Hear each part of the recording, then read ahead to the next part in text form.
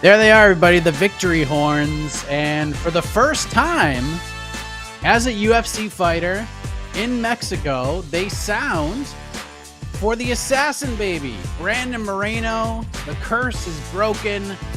Brandon Moreno wins the main event in a technical, high-level flyweight main event at UFC Mexico. And we are here to talk all about it here on the UFC Mexico post-fight show. Hi, everybody. Hope you guys enjoyed the fisticuff and the fights that transpired tonight. I am Mike Eck, and joining me to recap UFC Mexico is the hot take kid, Mr. No Gray Area himself, the climber. What a climber he is, as that climb continues to go up the mountaintop after UFC Mexico, the one and only Jed Meshew from MMAfighting.com. How are we feeling, Jed? Lots of climb action today. It was stressful, buddy. It was, I knew it would be. Like, I knew that I didn't need to do this, but we were at 13 steps down. Wanted to get to the halfway point. I almost did two, like, the two that I thought about doing. I thought about doing 4 steps. The two I didn't do were just the most stressless things that ever existed. And the two I did, I at various points was like, that's it. I'm cooked. It's over. Sadness and terrible things. You can see down behind me. I haven't ever shown this, and maybe I'll do it a little later in the show because it's kind of a big thing. I have a climb board. We are officially halfway up the mountain, though, and as stressful as it was, we got that done. And then, frankly, Mike, it was just a pretty damn good night of fights, right? Like, not everything was a winner. There were some ups and downs. Some of the prelims, there was like a stretch of multiple decisions that were, at least fun anyway, even if they didn't get the finish. And then things just really sort of started popping off in the main card. I know there were a bunch of boos and whistles in the main event. I'm sure we'll talk about the whole thing of that, but I just had a really good time tonight watching some fist fights. All I could think about watching this card was Mark Shapiro saying, look, our fans, they don't care whether it's in a 20,000 seat arena for a pay-per-view, or if it's fight night on the road, or if they're watching fights from the mighty Apex in Las Vegas, it's all looks and sounds the same.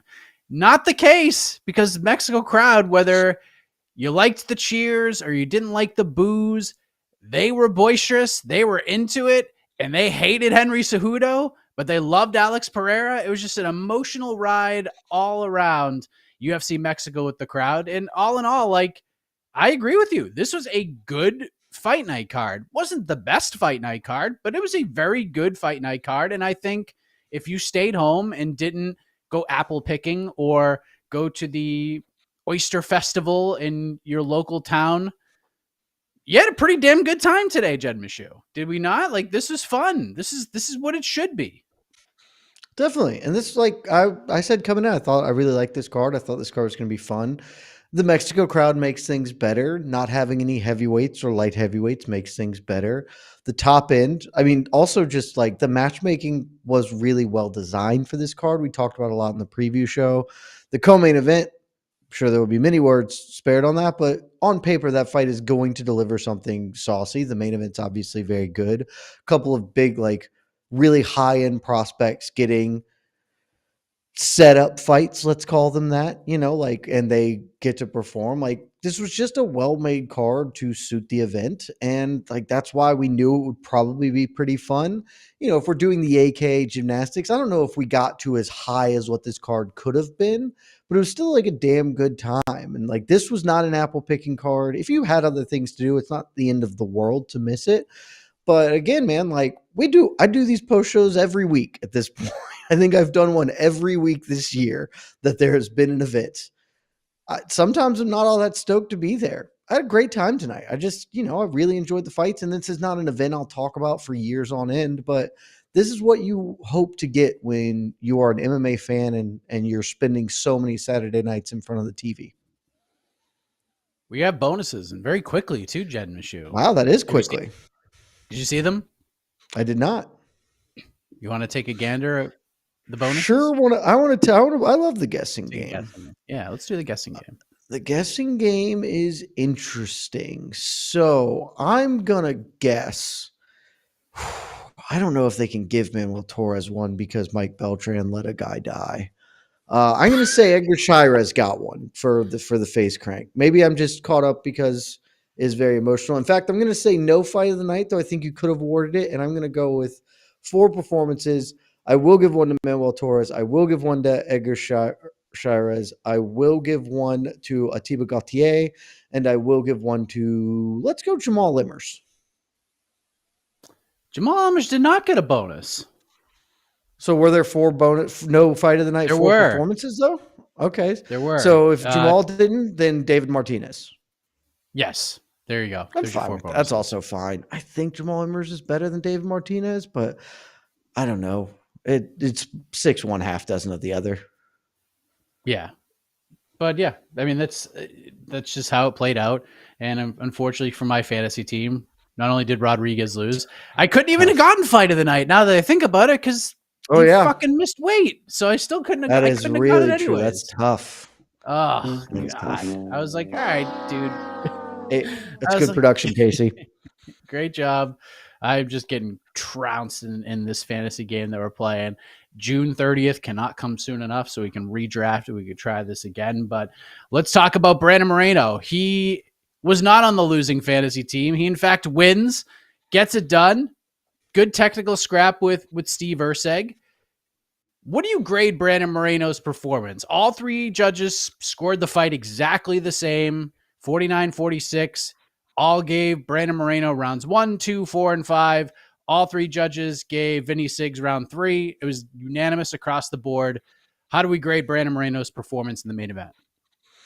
Somewhere between an A- and a B+, somewhere in that sort of range, because I really enjoyed the fight. I don't know that everyone enjoyed it. I don't think this is not a fight of the year contender. Realistically, it's not something we'll go back and revisit, but it was just high level mixed martial arts. I thought that the tactics at play, sort of the adjustments that both dudes were making over the course of 25 minutes was fun. Brandon Moreno's strategy was appealing. Like I thought that he would mix in the wrestling much more than he did. Early on, he was targeting the body, which I thought he would do, and he kind of got away from that as he just kept having success targeting the head. So he sort of focused less on the body. Did a lot of stuff I wasn't expecting. Looked good. The only reason I'm knocking him points, so he's an A- or a B+ here, is just the circumstances he is in right now. Because though some people thought he beat Pantoja in that third fight of theirs, he did not officially. Very competitive fight. He didn't do anything to make me said, man, he's got to fight for the belt again. Like, he's got to do this sooner rather than later. He might get there just by being the second best dude in this weight class, and you give him enough time, he'll get another crack at it. But I think this was an opportunity, because every fight is an opportunity for him to make a real statement of, hey, I demand it. I got short shrift the last time out. I am the guy who gets it. And he didn't do that. So Kai Kara-France, despite him having a win over Kai Kara-France, probably in front of him in the pecking order. Manel Kape, certainly in front of both of them at this point. And so, he didn't make the statement that you maybe in an A+ perfect world he would have made, but still, he did not look diminished. He didn't look like, oh, Brandon Moreno is on the back 9 now. It's like, yeah, that's still, in my estimation, the second best flyweight on earth. So terrific. That's good. Yeah, I think B+ is a pretty fair score. Here's one thing I will say, though, because there was a big announcement today. UFC, which one was it? 320 is going to be in Guadalajara. Noche UFC Part 3. And September I'm here to 19th. tell you, September, it's like 13th or something like that. It's something in that. One of those, yeah. Yeah. Whatever that Saturday is. In the vicinity. I will say, and I obviously have no insight to this. The fight just ended. I feel quite confident that Brandon Moreno will be fighting for the flyweight title on that card in some way. May not be the main event. He is fighting whoever wins the next time. Well, I mean, or they just bench pants until that card. You know what I mean? Just to get Moreno in there. Because even if he gets it, first of all, that fight is going to be awesome, just like their last fight was. And I know Pantoja has the multiple wins over Moreno, including the Ultimate Fighter one, and I get that. But that second fight, or that third fight, the one we saw at UFC 290, was a friggin' banger. One of the best fights, one of the 10, 12 best fights we've seen in the last 5 years. It was outstanding. And I don't think anyone would have a problem with that outside of Manel Kape or Kai Kara France. And now I'm not sure where they're going to go with this, Jed, because we thought Kai Kara France was going to get this title shot as early as UFC 314. That was like one of the rumored title fights on that card. We don't know what Pantoja is doing. Manel Kape's teasing that he's fighting for the belt, but when is that going to happen? There's all these reports. We've had 17 freaking title fights reported for the June pay-per-view card, which is still yet to have been announced by the UFC. If you had to take a guess right now, based on what happened tonight, and I know meritocracy be damned in a lot of respects, now that we know that the UFC is going back to Mexico in September, who is Kai Kara France going to defend his title against next? Kai Kara France is not going to defend his title at all because Kai Kara Oh, France well, does then I'm not a have the moron. title. See, it's been a long day for both of us. Who is Alexander Pantoja going to defend his title So against next? so what you're telling me is you think Kai Kara France gets the next title fight and wins, and that happens in the next 2 months. Which Yeah, maybe Pantoja is going to walk down the street, drop his belt out of his bag. Kai Kara France is going to pick it up, and he's going to bring it to the next time he fights. But will he be fighting for the belt that he currently holds, I guess?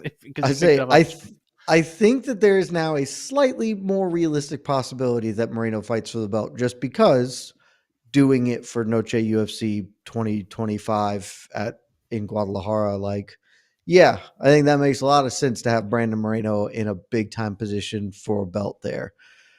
If they're going to do that, I think that means that Pants has to defend his belt against Kape in June. Because you can pass over Kai Kara France. That's fine because Moreno had finished him. So you can be like, well, you were kind of going to get one because nobody else was going to get one, but you're also behind Moreno pretty clearly, I think. So Kape feels like he's got too much momentum. So if you do that in June, that gives you an immediate turnaround, but Pantoja's a team player. I think they'd be comfortable doing that. And so there is a real world, I guess, where Moreno does get a title fight because of how the board is opening up for him. If I had to guess, I will still err on the side of they're just going to put Moreno on that card. Frankly, maybe they do the Royval 3 match. I know Royval was supposed to be fighting earlier this year, pulled out with concussion symptoms. So I don't know sort of what his timeline is to return. I suspect that by September that should clear up and they can do that. And then the winner of that just gets a title fight. And I think that that's viable as a 5-round co-main event, not necessarily for a belt with, you tack somebody else on as your main event. Sean O'Malley he rematches with Merab and you do that. I don't know. So interesting to see how that plays out. Cause you are right. The Noche thing makes it much more likely that Moreno gets to fight for a belt in September. We shall see how it plays out. It's Brandon Moreno. What a year he's had. It was a tough 2024, tough run. Had the 2-fight losing streak. Really needed to win against Amir Albazi. Put on a masterclass that night. Vinny Siggs, say what you will about him. Awkward. Maybe not the guy you build a promotion around aesthetically. However, pretty damn good fist fighter. I'd like to see him get a little more aggressive, land some big shots, actually try to hurt somebody.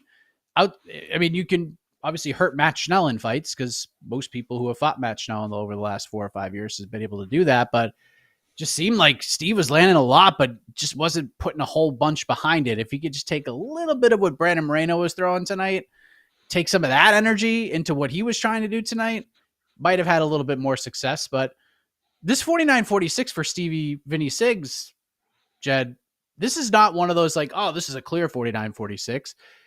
There are people who scored the fight 48-47 for Steve Erceg. And if that was one of the judges' scorecards, I don't think either one of us would have come on this program and blasted that judge, would we? It would have been fine. I think it would have been on the tighter end of fine, right? Everything's a spectrum. Yeah. I think that still falls on the side of that's acceptable. Some of those rounds are very competitive. I'm going to go rewatch this fight at some point.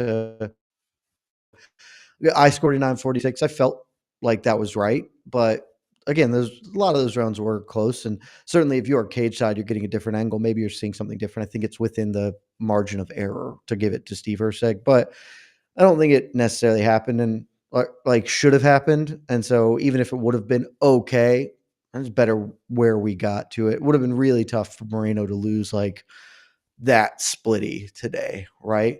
That would have been really, really hard. But for me, like this was the Erceg the Erceg fight was very interesting because he looked really good in stretches. And I was live blogging it, and I stumbled upon this as I was live blogging it. But honestly, watching it, it really jumped out to me.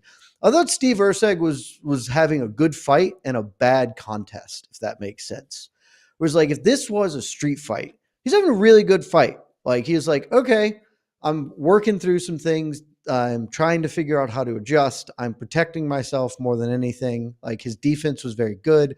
He was eating some shots, but he kept making adjustments. But those adjustments were never like, oh, my adjustment is going to be to score more effectively to win in the eyes of the judges. It was, I'm going to keep landing because he did land shots. And like, if that fight goes on for 6 hours, maybe Steve Erceg just sort of wins a war of attrition with slightly better defense and consistent offensive output in like a very limited section. But instead, this was a 25-minute contest, and Brandon Moreno sort of had, as the commentary team kept saying, had the easier to identify moments. When he landed big shots, Erceg's head moved back. The optics were bad. And so I thought this was an encouraging fight for him because, again, he is still very young in his career, right? This is like sixth UFC fight.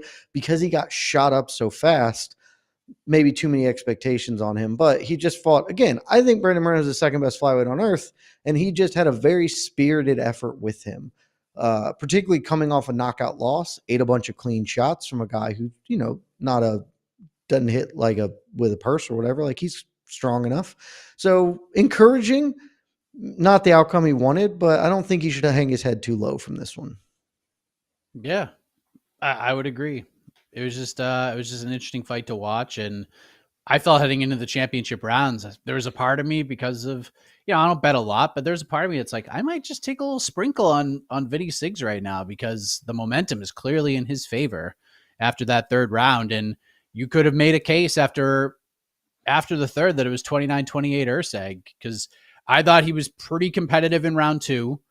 Round three, I thought he clearly won, which is how the other three judges saw it.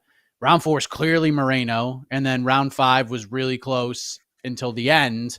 But I thought Moreno was kind of like just squeaking out some of those moments that mattered on the judges' scorecards. But the takedown at the end solidified it, and just everything around it. Big win for Brandon Moreno. We'll see where he goes. That's what capped off UFC Mexico. Manuel Torres just kind of beats the soul out of Drew Dober, kept landing right hands over and over again. Hurts Drew badly. Certainly beat the brains out of him. God damn. Yeah. Drew Dober, out of desperation, grabs a single leg, and Manuel Torres just drops bomb after bomb after bomb all over this man. And we're all sitting there watching on our television screens, watching Drew Dober do nothing in defense of this. Mike Beltran, we're all yelling, stop this. What are we doing here? This fight is over. Mike Beltran is sitting there, rubbing his hands together. It's like he's looking at a bowl of spaghetti that he just desperately wants to eat. And he's like, ooh, in about like 30 seconds, I'm going to eat this spaghetti. And just watched it happen. And then finally he steps in to the point where Drew Dober actually stood up on his feet, was veering off to the side, and was standing up like thinking the fight was still happening. That's how effed up that dude was because of all these unnecessary, unanswered punches that Manuel Torres hit him with. They sit him on the stool. He has no idea what has happened. He looks angry at the stoppage, but I truly don't even think he knew that he was in a fight at that moment because he got banged up so badly in that moment because Mike Beltran allowed this fight to go on about 15 seconds longer than it needed to. So your reaction to obviously a huge win for Manuel Torres, biggest of his career. He's coming off of a stoppage loss to Ignacio Bahamondes. And the story is more about Mike Beltran in a lot of people's eyes than it is about Manuel Torres getting the biggest win of his UFC career. This is a really bad stoppage. And I think of our website, I believe I am the most generous in allowing fights to go long. Because I am pretty okay with an extra shot or two getting landed. You don't like want it, but I would rather you err on the side of one shot too many than one shot too few, because every fighter I've ever spoken to or heard speak is like, yeah, let me go out on my shield. And I ultimately think the difference between this isn't boxing where the difference of, all right, you stood up, go back out there and take 27 more shots. I think the difference between like 2 extra shots and not is just not that much to really concern me. This was the difference in 15 consecutive unanswered head strikes to a man who was not conscious. He may not have been flatlined, but like he was clearly doing that, like, hey, you know, when an animal dies and its muscles all just seize up and lock? That's what happened. Drew Dober's body just seized up and held the foot as he just kept getting his head bashed in. This is a really, really, really bad stoppage from Mike Beltran. Mike Beltran has been working for a very long time. He has reffed a lot of fights. I do not know what is going on in his head that he thought that needed to continue. Like 5 of them, okay, yeah, he's holding the leg. 6 of them, he's holding that leg, but I'm not really sure that 7, 8, is he still 9? No, surely he's like, how many of them does it take? The answer to get to the center of that particular Tootsie Pop was 15 unanswered strikes to the head. It was incredibly bad. It was made weirder by the fact that Dober was clearly so rattled. He had no idea what was going on and then was livid about it. I suspect that tomorrow morning he will rewatch this fight and be mad for a whole different reason, justifiably at Mike Beltran for hurting his long-term mental health.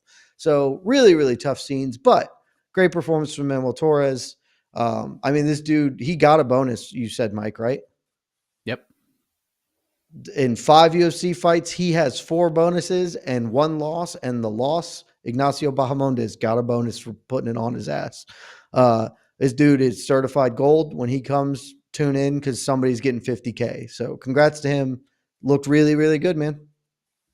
Yeah, just terrific matchmaking there. Let's give this guy a test against a veteran who hits really hard. And, you know, you can get a knockout win against him that obviously ages pretty well in the long run. People love Drew Dober. Edgar Chairez, what a performance. Casuals comment. Casey, throw actual casual. This is great because his name is actual casual. And this is either an elite joke. This is either an elite joke because his name is actual casual and it works, or you are an actual casual. And so it also works on that because thought it was a fine stoppage. Yeah, Dober had the leg at any point. No, he couldn't. At any point, he couldn't have because he was not conscious.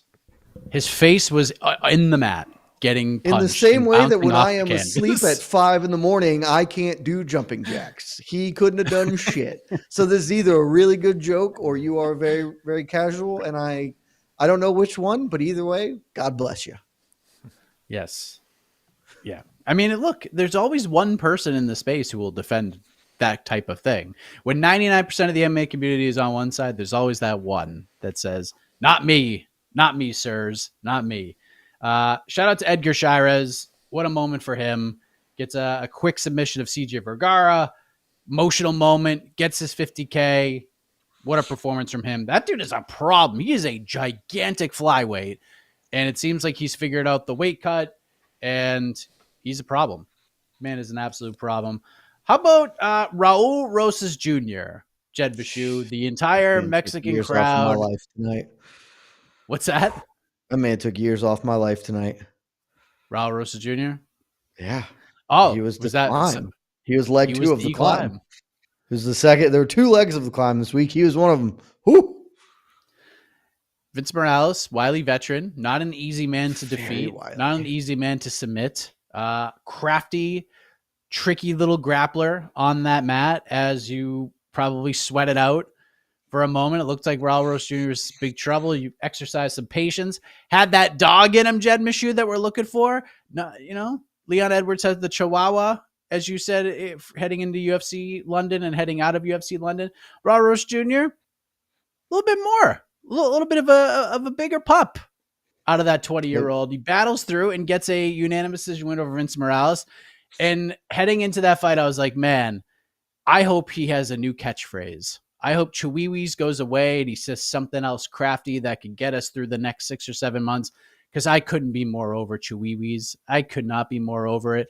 Just shoved down our throats. The Mexico crowd was just cheering it on, and I understand it, but Raul Rosas Jr. gets the win. Forget the Chihuihuis. Gets it done. The kid is 20 and people are kind of shitting on him on Twitter.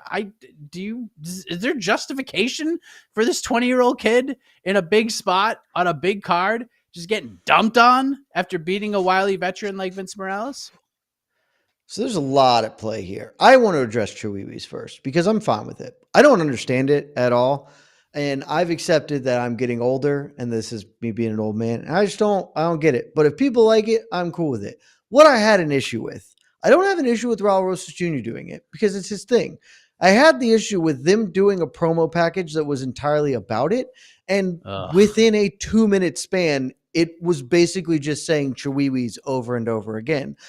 If you did that with literally any word in the English language, even a good word, like, I don't know, pick your favorite word, pudding. Pudding is a wonderful word. If you just said it 17 times in the span of 10 seconds, it would get old. So that's my issue with it. But him doing it, being the gimmick, I don't get it. I don't have to get it. It's not for me. It's for other people, and that's okay.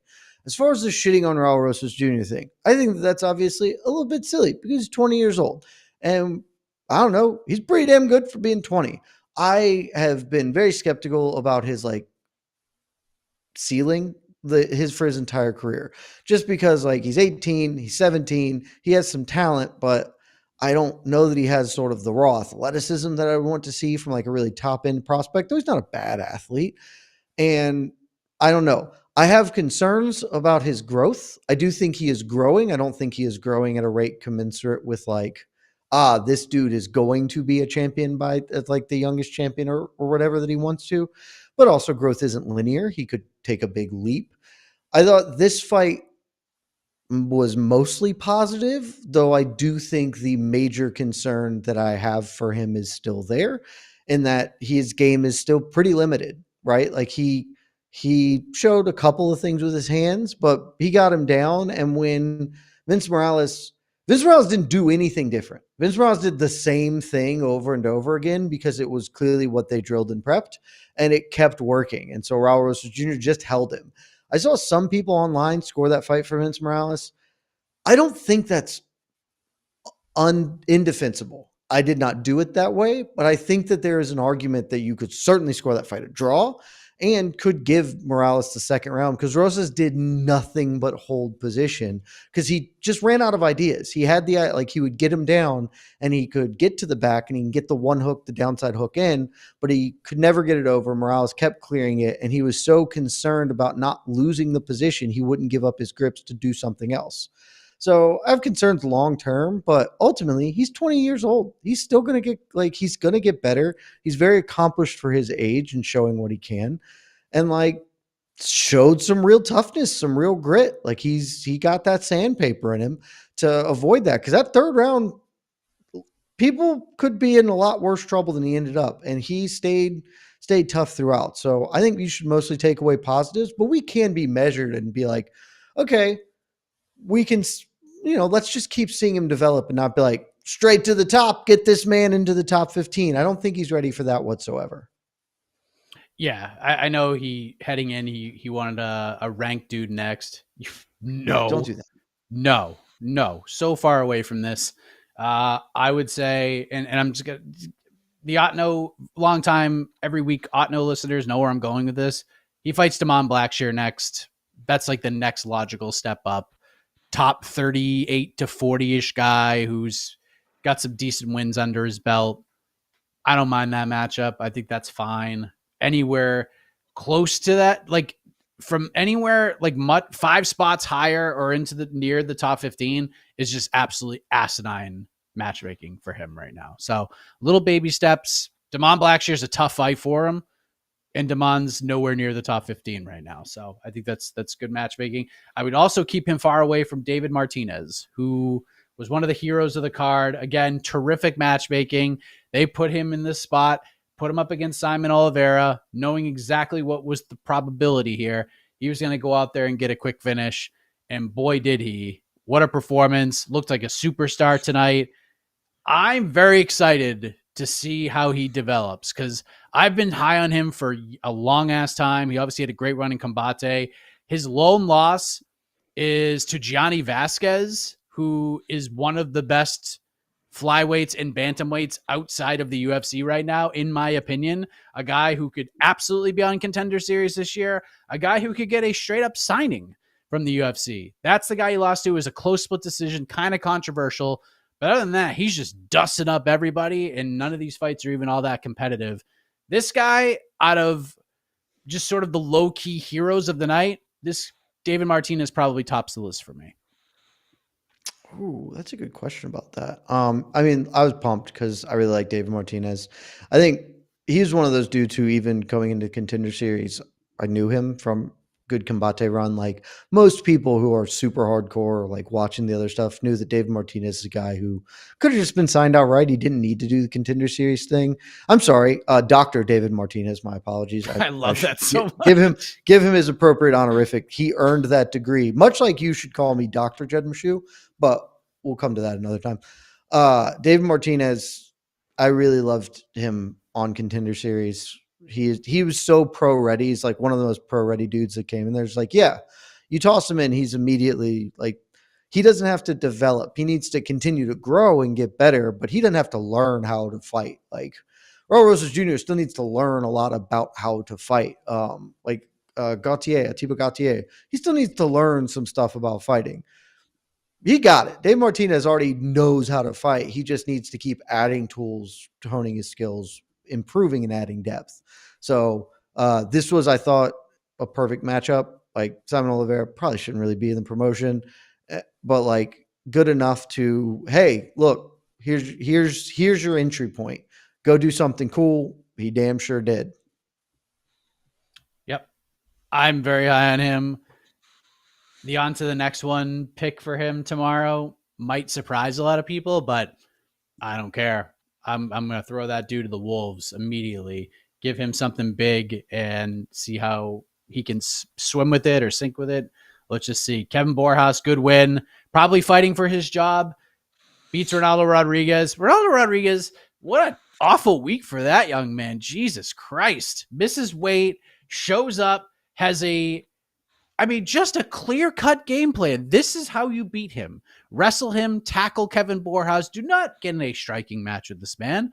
Like, this is the blueprint. This is the report on the outside looking in. If he just wrestles and grapples with him, he will win this fight easily. And Ronaldo Rodriguez is like, you know what? I'm going to prove the reports wrong. I'm going to do the exact opposite of that. I'm going to get in a standing match with this dude. And he got dropped twice in the first round. He tried to make it look cool. He just got dinged up real bad.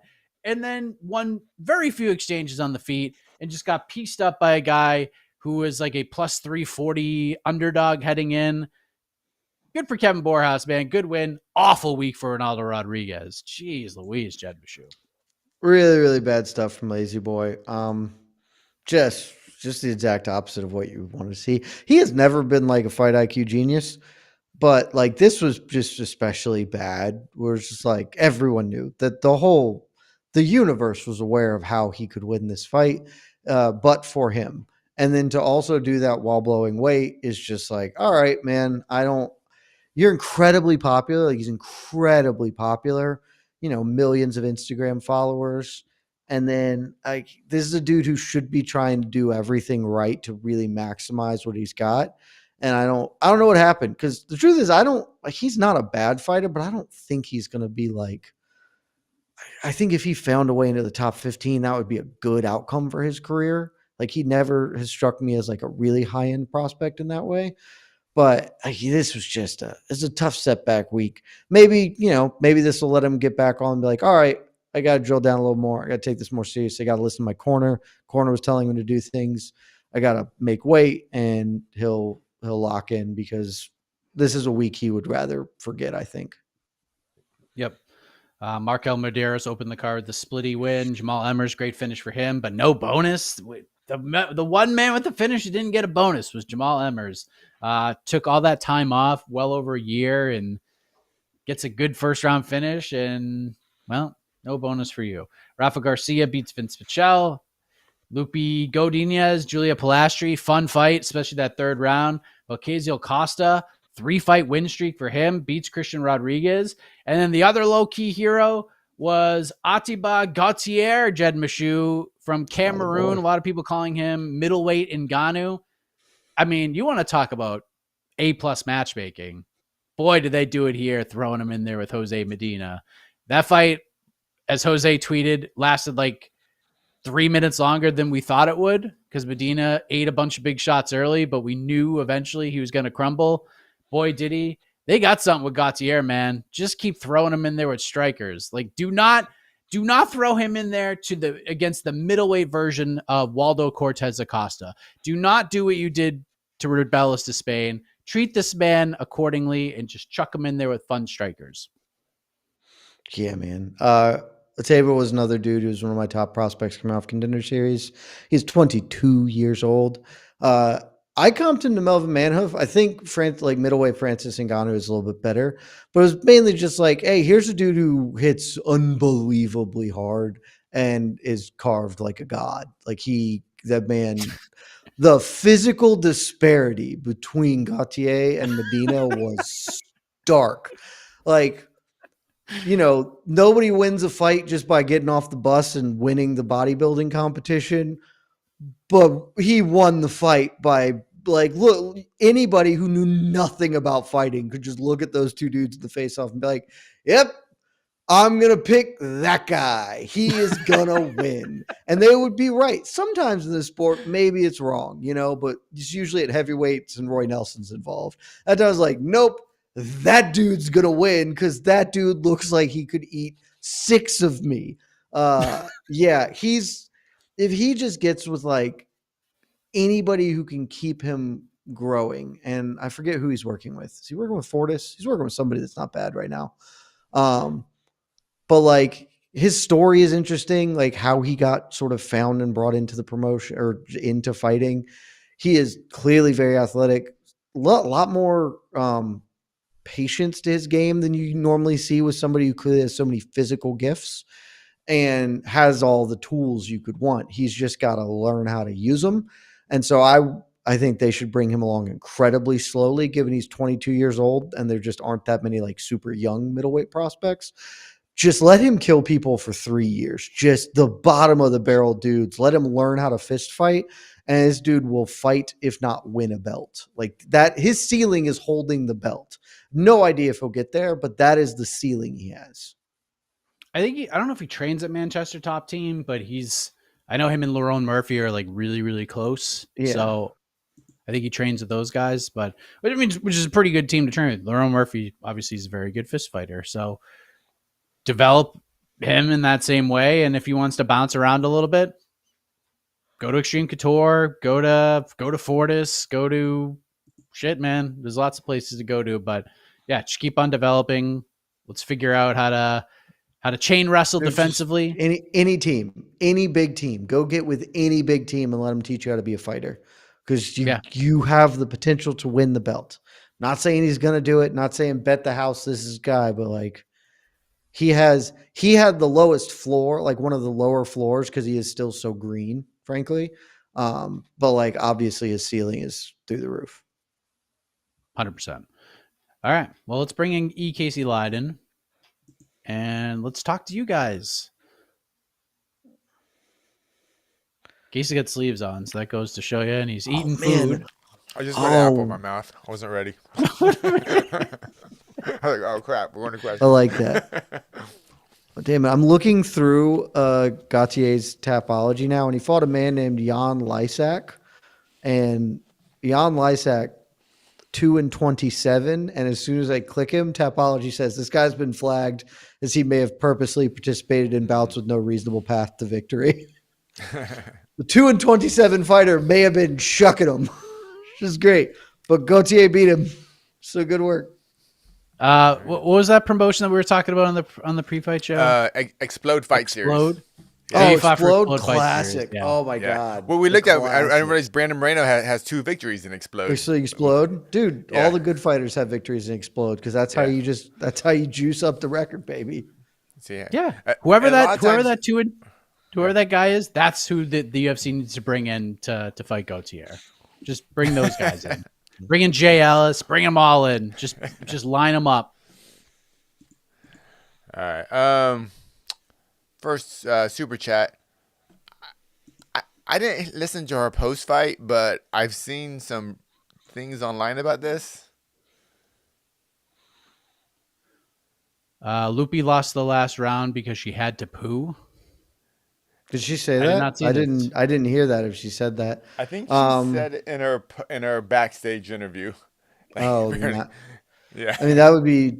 Look, sometimes it happens. You could convince me that that would make me fight worse. That is weird because mainly in my head, just like you're in the middle of a fist fight, your adrenaline should take away the poo reaction, or you just go. Because we've seen that happen, and that's less than ideal. But if you have to go and you're trying to hold it in, that would be distracting. Very much so.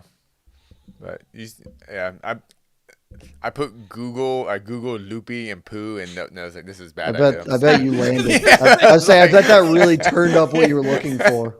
I was like, oh no, work laptop. Delete. Loopy Godinez poo UFC Mexico, and then Google asked me, "Did you mean Loopy Godinez poop UFC Mexico?"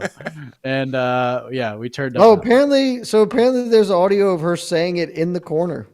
I twittered it, and I mean that I can't hear the audio. We're doing this, but I can read her face, and it sure seems like she is saying, "Holy shit, I need to poop." Okay. Yeah. Okay. That's me.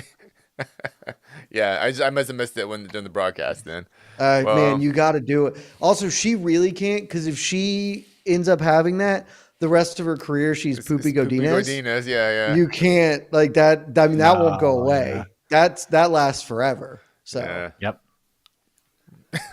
Yeah. Now the comments. Unless she gives that nickname to herself, then it's okay. Yeah. I mean, you can try and steer into the skid. I think you're just stuck. It's just one of those, like, yeah. If she just gets on the mic and just like, hey, that's Poopy Godinez to you, Daniel Cormier, like that, then you're okay. Moving up the you rankings. set the tone. You gave yourself the nickname. Yeah, you can't make fun of her if she makes. Yeah, she takes control of it. Yeah, owns it. Hey, good for her, man. That third round was awesome. Oh, great third round. Yeah, go having to poop because it made a great round. Yeah, so good. It made it fun. Yeah. All right. More Julia Pastri, shout out to her. When Julia Pastri and Carly Judice actually fight each other at some point, it's gonna fucking rock. Like, it's gonna rule. Those two are just made to fight each other. Yep.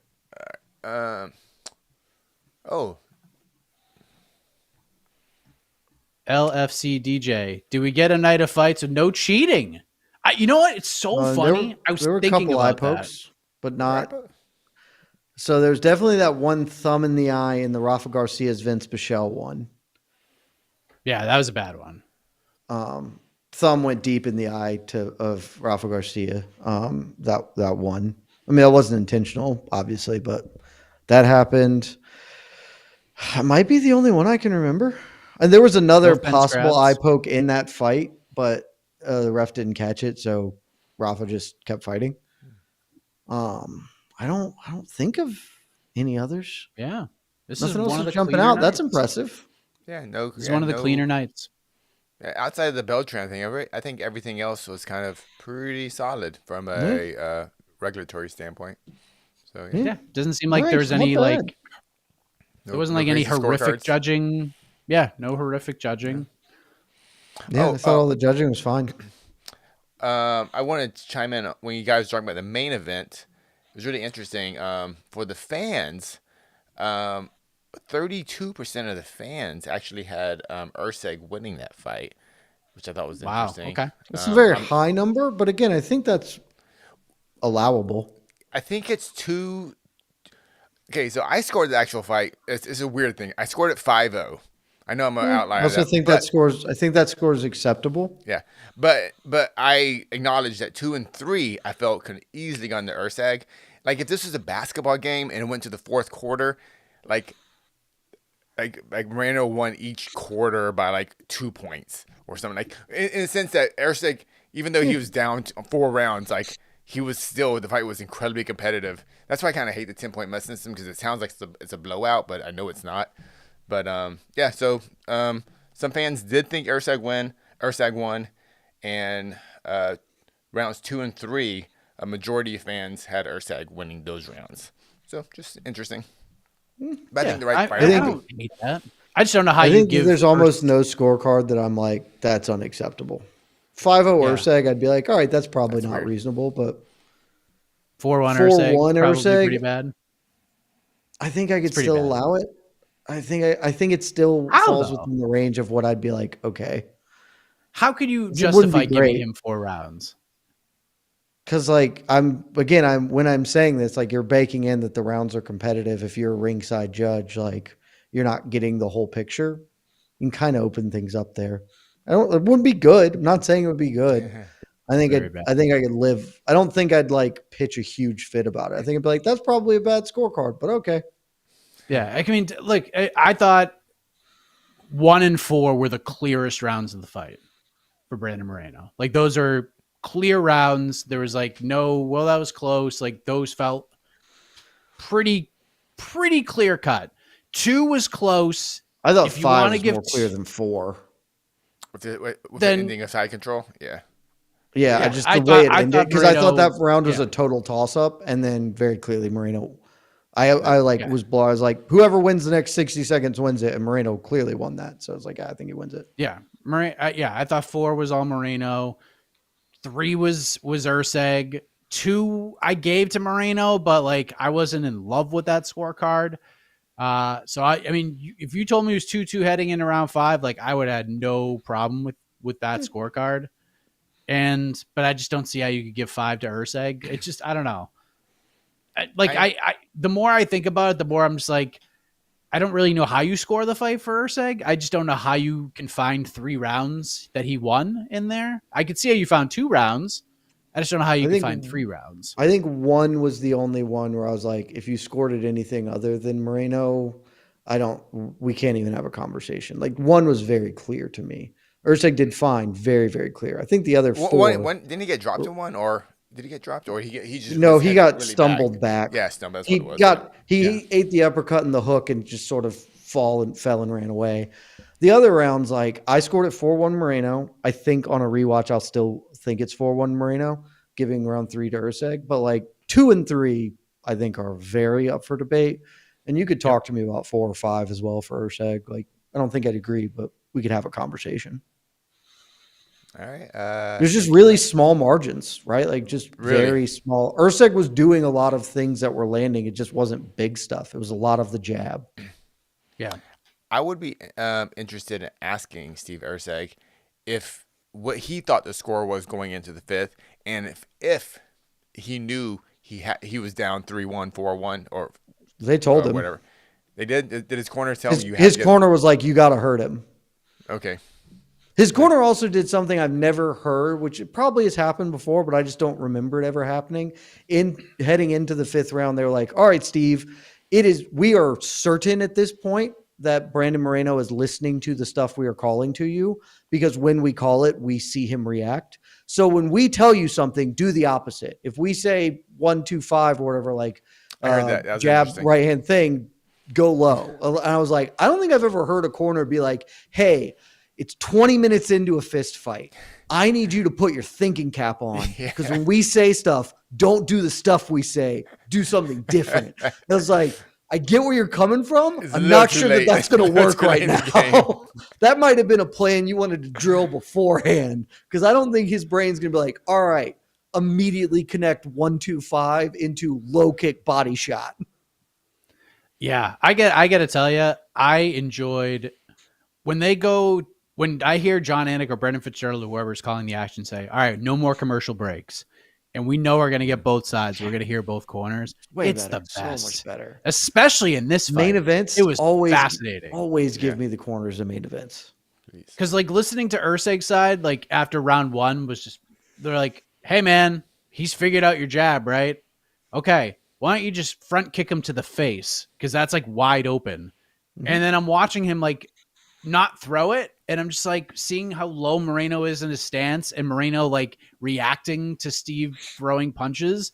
And I'm like, holy shit. Like if he does throw that front kick, like that's right there, or a good, like solid knee up the middle. And there were moments where he would throw it out and he was like this close to landing it, like right there. And then on the Moreno side, just hearing Safe Saeed would be like, all right, man, you're telegraphing stuff. Like you're going to have to do some bigger things. And Moreno would listen. And then hearing Safe just lay into him in round 5 being like, hey man, it could be 2-2 right now. You might have lost that second round. We're not really sure. Like, you need to go after him. And then he went and like that just rampage at the very end to like get in Moreno's head to get him fired up. Like, just I love that stuff. We need way more of it. It's good Way corner. more of it. It was just really fun, man. It was good really, stuff. I enjoyed it.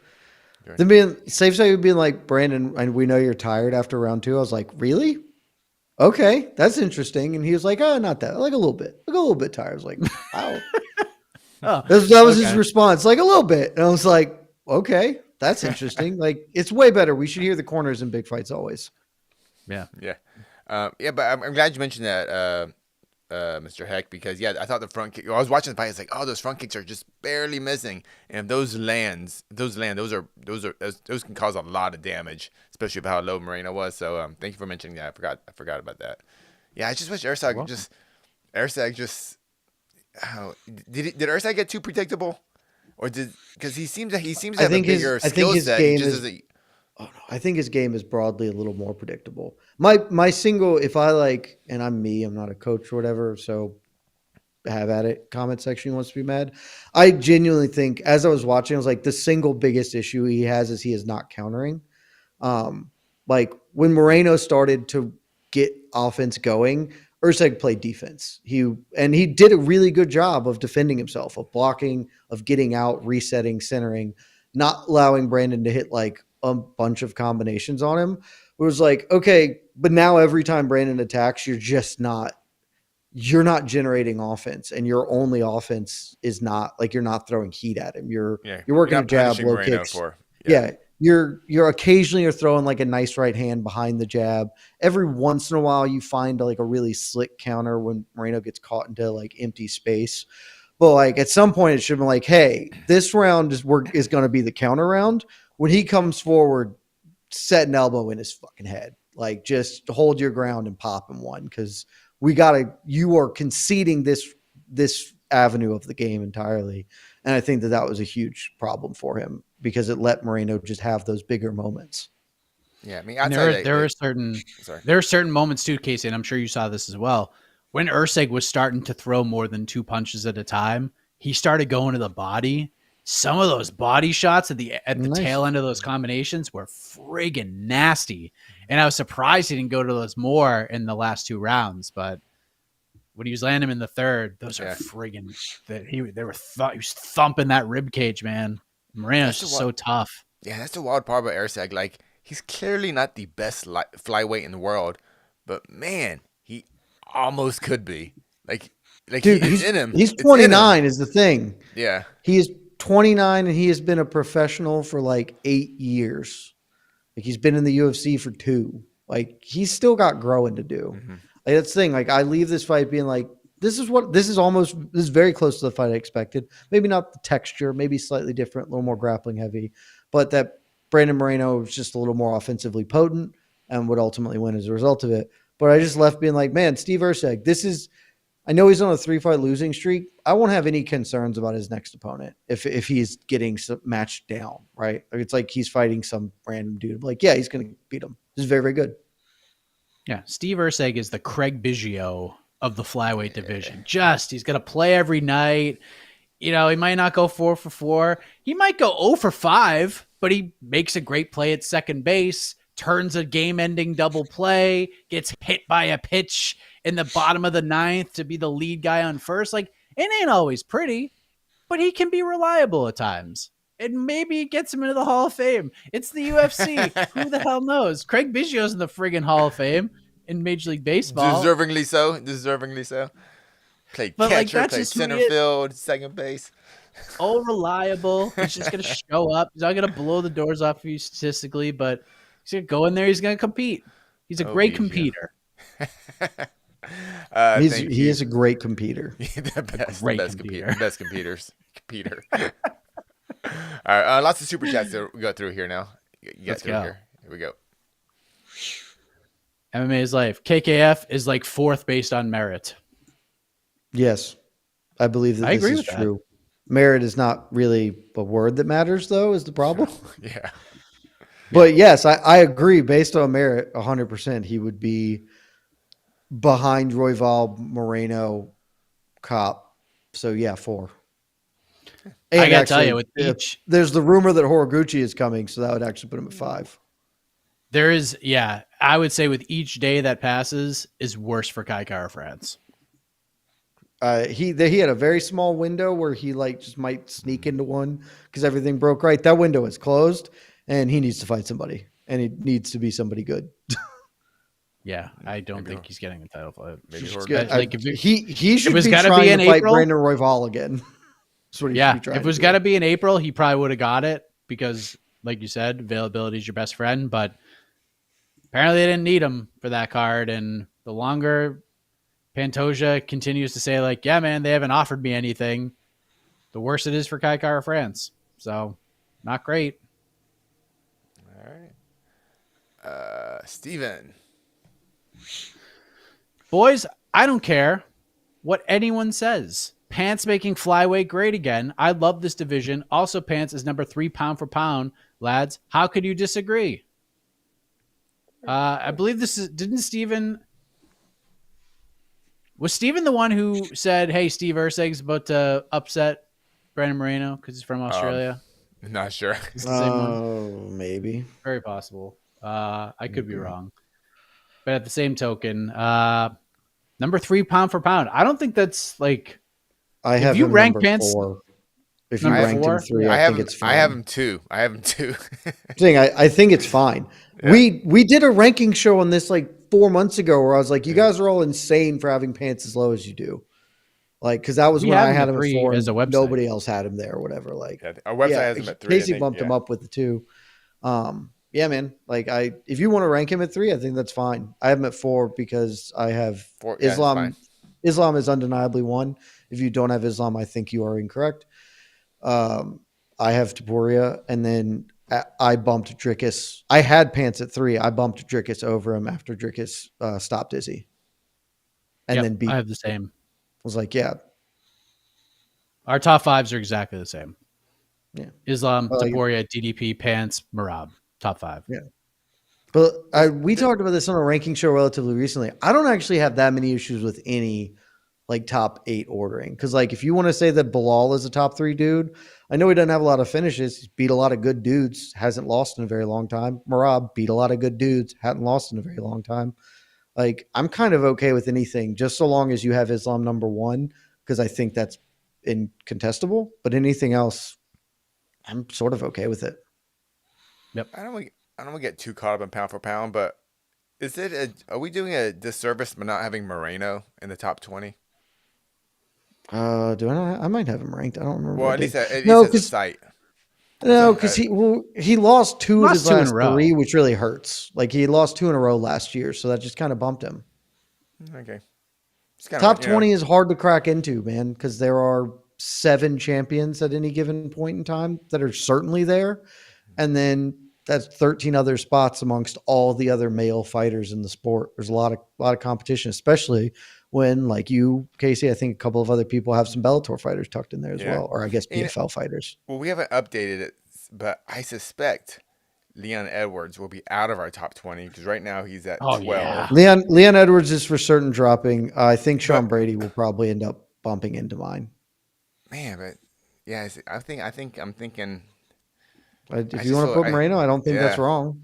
Yeah, I don't know. Question is, talking. do you have Royval in your top 20? I probably don't. You don't. I'm looking at it right now. You do not. Yeah. Dude, it's just hard. 20 is hard, not yeah, that many yeah. slots when seven are basically guaranteed, and 20 is just not that many spots. Cool. Thank you, Steven. All right. I'll tell you what, I'm having a hard time keeping Charles Oliveira in the top 20, but like he so deserves to be in there just because of his strength of schedule. But like if he loses, That's why he's fight, in. Like, I have to pull him. Yeah, Shake the schedule, yeah. I believe I bumped him this last round, and I didn't You feel did. good about it. And I Yeah. didn't feel good about it, but it was just like, that's really tough because just a whole bunch of dudes are making real claims at it. yeah. But yeah, you want to put Pants at 3? I don't hate it at all. Dude's very good at fist fighting. This is true. Forrest Daniels, John Jones isn't in the top 3 because John Jones is retired. Super chat from Terrence Leverett. Will Alexa return at UFC Noche and against who? Alexa's booked. Oh wait, is she? Who's she booked against? Natty Ice, baby. Oh, Oh, yeah. oh, that's. I think that sounds like Canada, that's baby. correct. Can't. I mean, what better place to I mean, have she's Alexa still Grasso definitely fight gonna go, Natalia though. Silva than Montreal, Quebec, Canada? I mean, But yeah, that's 100% she's coming to Noche though. yeah, for sure. Canada's May. She's turning that around for sure. Yeah, she's gonna lose to Natty Ice in Montreal. Hey. Tough scenes. I'm sorry. It's I Hey, mean, you know where I'm hey. going with that. It's gonna happen, and then we do know. Alexa's gonna fight. Alexa's gonna fight somebody ranked, and watch Natty Ice fight for the flyweight title. Oh no! Here's who she. Alexa's gonna fight the winner of Blanchfield versus Barber, which happens on the end of May. With Alexa fighting in mid-May or beginning of May, she's gonna fight the winner of Blanchfield Barber in the feature bout of Noche UFC 320. That'd be pretty cool. Okay. All right. Put my all no points down right now. I'll take them. I'll tell you what, man. Macy Barber would fit right in as like the heel opponent for Alexa Grasso. She'd fit right Honestly, in. I think Aaron Blanchfield would probably do pretty well at being a heel in Mexico as well. She's not afraid of She just doesn't making say people not anything. like her. Yeah, she just doesn't say anything. Macy Barber will say things. All right. Super chat from Achilles Jr. Oh boy. I'm sure y'all talked about it, but Lazy Boy is going to have some bad nights if he doesn't make defensive improvements. Or, have fight IQ. Follow really through with the tough to game have fight plan that IQ. would, win you a fight. It's really just a tough bad to have night. fight IQ. It was just bad night. Bad night. That's all. The Shorty Torres Bad curse? week. Not a bad night. Bad week, Casey. Bad week, Missed bad weight week. too. Don't forget Bad that. week. Bad week. Hey, Good as maybe their buddy Shorty Torres. maybe that bad weight cut, something happened that led to the bad fight. It's just. Are we giving up on Lazy Boy? Is that worse? Are we giving up on him? I was never champion, in but on a him, so I'm contender? not giving up on him. I was never in on him. I thought that he maybe could be fun, but I never believed too much in him. So I guess I'm giving up on him if you thought I was on him. But I don't think if you were Lazy Boy like believer, I don't think this everybody gets a little bit of grace. This was just a bad outing though. Yeah, just bad outing, bad night. That's all. Thank you, Achilles. But I do all agree, right. Achilles. He should really learn how to defend himself and not just run his head into punches a lot. You mentioned Shorty Torres. I interrupted you. You just Yeah, Shorty Torres was in the corner. yeah. I don't know. Lazy Come on, Boy. Shorty. I got your sticker. Shorty Torres sticker Oh, on my nice. phone. I mean, my phone. It's my thermos. Also, just right. very quickly, because we talked about a lot of lazy bed. Shout out to Kevin Boras, who, Yeah. Josh Van, Alessandro Costa. Those are not like Josh Van's obviously very good. Costa's pretty decent. Like those are some tough losses, and comes Had in, to win it. looks really like back against the wall and looked really really good. Shout out to him. Yeah.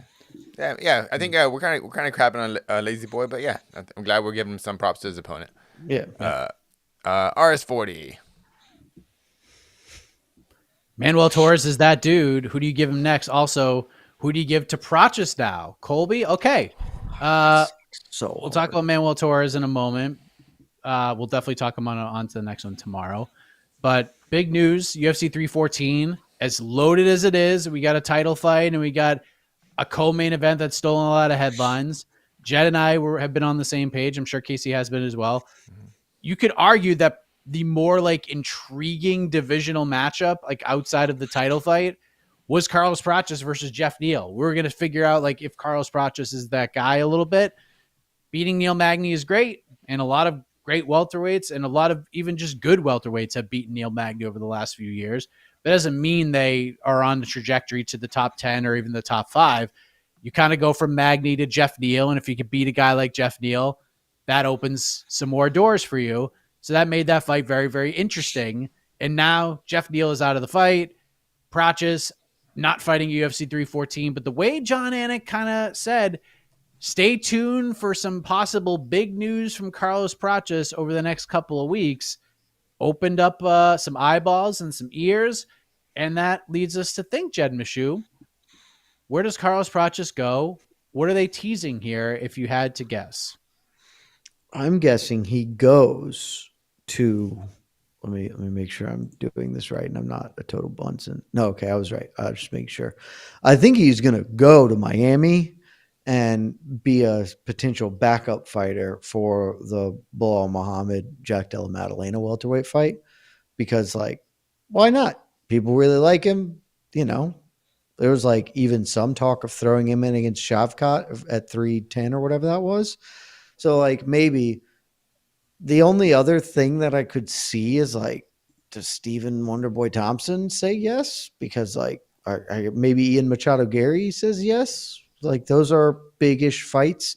I don't know. I genuinely have no idea. Like it sucks because I really like that fight, but it seems like they just believe in Carlos Pratis, so they're just going to be like, all right, man, we're going to give you something else that's really cool. We're not going to make you fight random replacement level dude on a couple weeks notice that nobody cares about. We want to invest in you in a meaningful way. So no real wrong way to eat this Reese's. Any dude you match him up with in the top 15, I'm kind of game for. So, but do you take him off the card and move him farther down? They are. They oh, said they said that the fight sorry. is off entirely. Yeah. But Pratis is off that card. I know the fight's off. Yeah, But yeah. They said that their fight is off entirely. They are neither fighter is competing. Okay, copy that. Cool. I think he is going to fight MVP. Ooh. That's what I think it's going to be. Solid. Middleweight like, MVP? Sure, like Wonder Boy's okay. Like Wonder Boy would take that fight. Like he would absolutely take it. Why Ian Machado Gary? That might be sneaky. I'll tell you what, man. Like tough fight for Pratis, honestly. Exactly, which is why I want to see it. Yeah. But Ian Gary, like, if he was offered that fight and he said yes to it, like that's just ballsy, man. It's real ballsy. Like this guy. But, I mean, like, he ballsy fought Shavkat. Title fight. Yeah, I mean that's just a ballsy, just choice to fight back like that again. Just pretty wild. So I mean, not gonna be Gilbert Burns. Colby would be interesting. That's just so unlikely. Maybe. That seems like the most unlikely to me of it all. It makes sense, Why? But it's Colby. Because Colby just wouldn't. You don't think Colby would do it, or?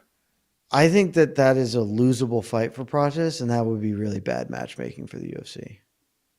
But then maybe Colby takes it if he thinks it's a losable fight for Pratis. Well, I think Colby would take it. I think the UFC should not book it because, why are they trying to kill a fun new guy with a dude who is old and not ever fighting for a belt again? Even though they kind of like him, I just think that would be. I think Pratis could certainly win as well, but I don't think that's a no lose outcome fight.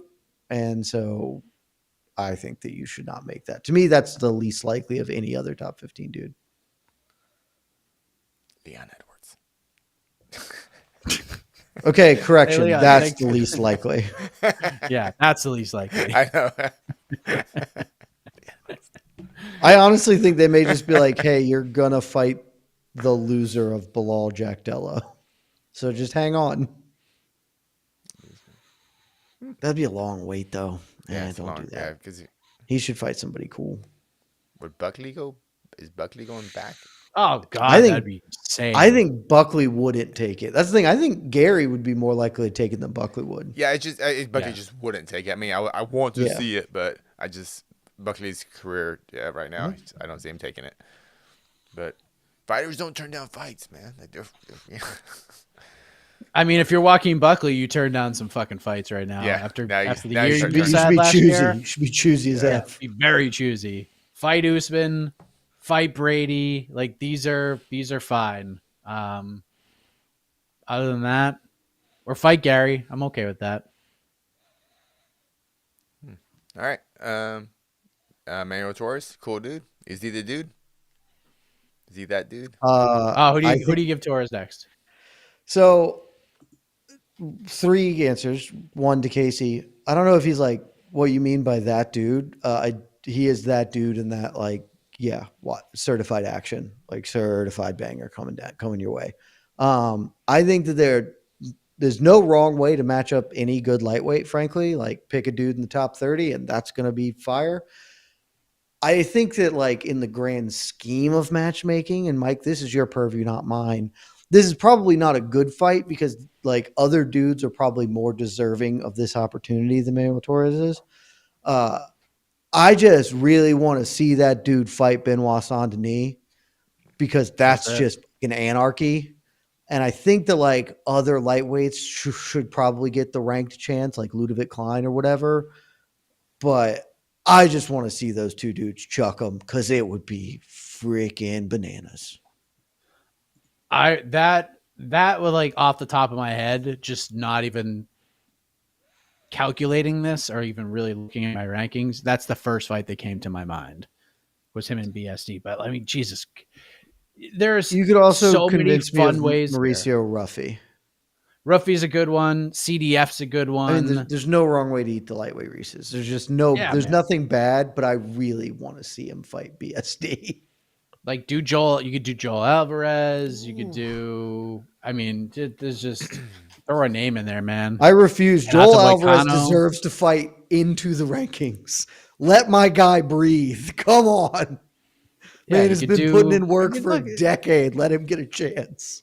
Nasrat Hakparas is on a nice round. Like there's all these fights are fine, all of them. But BSD, that just scratches me where I itch. Again, like there are like genuinely like 6 lightweights who deserve that more than he does, but they wouldn't be more fun than he would be. Frezayem, I mean, come on. Frezayem, like, absolutely. Nice Ludovic Klein, absolutely. Joel Alvarez, absolutely. Grant Dawson, absolutely. Like all of those dudes deserve the ranked chance. None of them are as fun. But if you can consolation me with Ruffy, would be awesome. I'm down. You do him Fazeev, like I mean, Jesus, so many. Yeah, but I think he's like one fight away from maybe being that dude, that dude that we didn't expect to be that dude, but he became that dude. I think we're one big fight away. Yeah. Baja Mondays could be that dude. He's the guy who. That's the thing is Baja Mondays. I think is that dude at this juncture and killed him. And so like because he got killed by Baja Mondays so recently, he's probably pretty far off of getting like the BSD fight. But like I just want it. I just really want to see those two guys fight. All right. Thank you much, RS40. Critical Cameron. Steve is the most dumb smart fighter I've ever seen. Definitely suffers from imposter syndrome. Wouldn't bet against him if he could work his way to either Brendan or Alex match, though. Huh? Oh, are we talking? I am assuming that he means Brandon Royval and Alex Pantoja. Okay. I think that maybe Alex Perez. Erceg. I guess it could be Alex Perez as well. I mean, I would bet against him against Brandon Royval, but I think he could win that fight. I just think Brandon Royval would probably win that fight. I don't think he's dumb at all. I think he's a very smart fighter. I think that he is a very smart fighter who's limited. And so like he's trying to work around some deficiencies. Like he doesn't have a dynamic game. He's got very crisp boxing. I think people wildly overestimate his power because he killed one dude. And like, yeah, that's pretty cool. I'm not here to tell you the Meshew knockout wasn't sick. It was. But like sometimes you just land the perfect shot and a dude implodes. Like he's got enough pop, but it's not like murderous pop. A lot of the top dudes in this weight class have incredibly good chins as well. Brandon Moreno, Pantoja, very, very durable young men. He doesn't like his game is tight boxing and he has a couple of other tools, but there's not there. And so like, he's working around that, but I didn't think anything he did was dumb. Right. Like he just didn't have the juice. If anything, like it's almost like he needs to, it sounds weird to say, but he needs to get dumb. He needs to actually fight dumb in the sense that he just needs to like stop thinking. Just buddy, every fighter needs to fight dumb. Sometimes he's got to be dumb out there. Like all that The middleweight champion of the world and my number 3 pound-for-pound fighter. He is the smartest dumb guy you've ever seen. Yeah, exactly. Thank you, Critical Cameron. Beal, do you guys think Joe Pyfer ate too many tacos after weigh-in? That's incredible. Is that Mark Ramundi? Is that Mark Ramundi? That's sick. That's a good one. Comment of the day right there. Dude, that sucked too. I really wanted to see that fight. Me too. That was like the one fight I kind of was very curious. I was very curious. But yeah. I was picking Kelvin Gastelum to win, by the way. I believe I did pick Kelvin. Both, I certainly bet him because I got him at plus 400 earlier in the week. The line was wild, but a straight up pick. The line was wild. I absolutely agree. The line was wild. I was still picking Pyfer as a straight pick him, but the betting wise, it was jeez. I just wanted to see it. Like I thought that was really good matchmaking. Like, and you shouldn't really knock fighters for this, but like this is a continuation of Joe Pyfer not dazzling me. The fight day pullout is not a good look for anybody, and hope he's doing fine and food poisoning or whatever it is that ended up taking him out, but not great. Not been a great 18 months or whatever it's been for him. Yeah. Well, I mean, he's especially off the clip that kept win, but he is, but it's Marc-Andre Barrios. UFC veteran. Yeah, come on. Yeah, especially like his reaction in the news immediately, like if you followed on Twitter, was a clip of Joe Pyfer talking to the UFC saying like, "I'm 100% the healthiest I've ever been heading into a fight." That was very good. That's just somebody retweeted that. I was like, "This age like milk." I was like, "Yeah, well done." Thank you, Beal. Yeah, great super. Throw that one at UFC 315, man. Like I know that goes against Joe Pyfer's never again fighting outside of the United States type thing, but maybe by UFC 315, Canada will be the 51st state. Who the hell knows? Yeah, just short little drive. Oh God. Yeah, UFC 315 could use a little bump. I mean, it's a good card, but it's a card nobody will. No, it could use a bump. That'd be good. Yeah. What we got? Steven. Casey Royval Raw Dog is top 20. Okay. He could be. Top 20. I don't believe pound for pound, yeah. Okay. I don't have him ranked, but I think it's fine. If you want to put him in there, I don't have any issues. I probably should because I lean so heavily toward the smaller fighters. You almost certainly should, but yeah. Is Ankalaev does that bump Ankalaev out of the pound for pound ranking? I know. That would be incredible. That would be an incredible gimmick. I want to. Oh my God. Oh. Terpy Buds. No way. We're not going to put your comment up. Let you do that. Terpy Buds, we're not going to put your comment up because we just shouldn't do that. But I see you, and that is an incredibly good. I think that's spot on, man. That is the energy I feel. I see it. Don't put it up, Casey. We don't need to put it up. That's the energy I feel.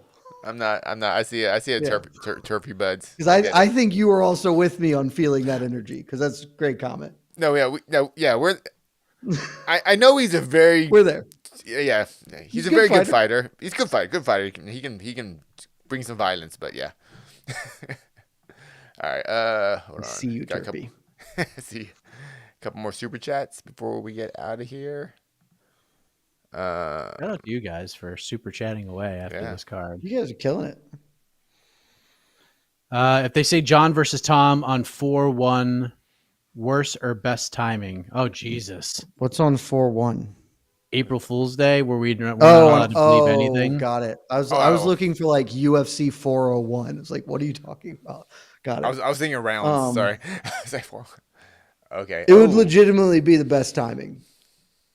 It would be such a good That's what 3 days from right now. It's never going to be real. It's not happening. But it would be one of the few moments I'd be like, "Well done, UFC! Like you guys smashed this one." All right, yeah. I would. I'm not a big April Fool's guy, but yeah, I would like this just the just to see Helwani get so upset. He'll be like, "You don't do this. Stop making." I remember Helwani just always ranting against April Fools stuff. And then before we get out, shout out to me. 8-0 my main event picks this year. Damn, still riding it. Still riding. And one comment from Lazy Bed because we got what? Shout out to me for winning the pick'em today by 10 points over you, by the way. Yeah, well done. It was a great competition. Who came in last place? I couldn't read that part on the list. Right here. Oh, right here. I didn't have a great day. Actually, didn't do that bad, but everybody else did amazing. Good. Yeah, everyone did really good. I think I actually owe this. I may owe this victory to. Let me just check your picks real quick, Casey, to make sure. Casey Costa, I think, is the man who officially put me over the top. It was Costa, yeah. So shout out to him. And then Joe Piper would have put me over though, because he would have won. Maybe. How do you beat a guy? How do you knock a guy out who cannot be knocked out? Can't be killed. Joe Piper would have just dinged Kelvin Gastelum up for 5 minutes and been gassed. Just dead. Because he would have been like, this is the it would have been full Conor Nate. Like, this is the shot that's going to put him down. And Kelvin would be like, nope, still here. And then after 5 minutes, like, I'm done. I hit that dude with everything, and he didn't die. Altitude. Actually, I have to cut my trophy in half and give it to Edgar Chairez for a first round submission. First round knockout wouldn't have done it for me. He would have given it to AK. AK would have got the win. But him getting a submission in round one gets me the victory. Saucy. Shout out to Edgar Chairez. I went 9 of 12 and I got last. Yeah. That's like a solid effort. It was a very good effort. That has to be our best card. Yeah. As a group, almost certainly. As a group, that's our best card by a mile. I was actually looking at the card. I didn't realize like 11 of the 13 fights were lightweight and under, and there were only 2 middleweight fights. Yeah, 2 middleweight fights was the only thing we had going, and it was only one because one of them dropped off. Yeah, I'm really curious if who was this? Jose Medina kind of got it to the second round. How do you say his name? Gautier. Gautier. I believe. I was curious to see how he would handle the second round, but he finished it. And I think it would have been fine because he wasn't like he didn't try that hard to kill him. He just let it happen, and boy, it happened. It was so I wrote up the highlight of that, which was sick because like rewatching the replay, I didn't notice this in real time. Rewatching the replay when he hurt him, Medina waves him on and then gets dropped like 2 seconds later. He's up against the fence. He's like, "All right, come on." It's like, "Okay, whap knee."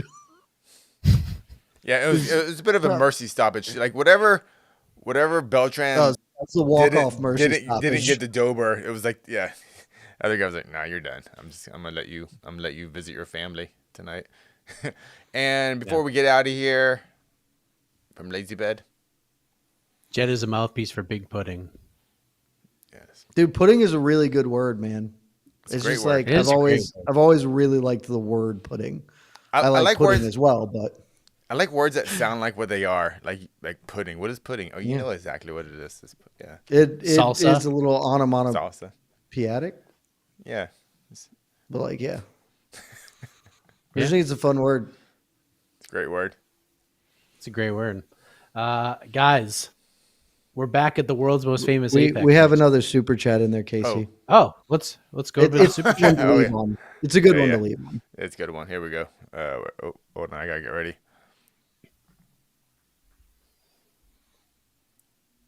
Boys, thanks for a great day. Paca Porta. You're damn right. BKFC is coming back to Mohegan in June, so they better contract better already be signed. Gotta have Paca on there. UFC back at the Apex next week.